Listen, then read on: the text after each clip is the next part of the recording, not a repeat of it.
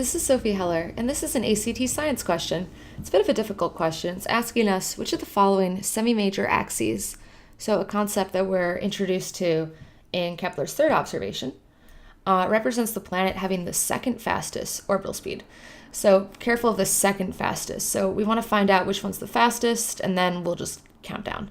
So let's look at orbital speed. So orbital speed is mentioned in Kepler's second observation. So it's telling us as PV, so the position vector, this is the distance between the Earth and the Sun, goes down, orbital speed goes up.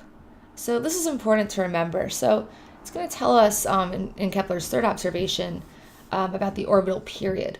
So this is we're assuming it's going to be related to the orbital speed, and in fact, the orbital period is the length of time required for it to complete one trip around the Sun. So it's like measuring the orbital speed. So basically, if we know that this relationship is inverse, and we know they're telling us in the first sentence of the third observation that this orbital period squared is directly proportional to the semi-major axis cubed. Okay, so this is a lot of information to keep in mind. But basically, we want to look for something. We want the smallest, since we know that these are inversely proportional, we want this to be lower, this distance measure.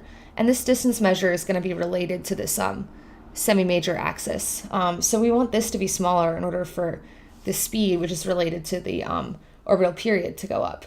So we want to look for our smallest distance. So our smallest we have here is choice number 3.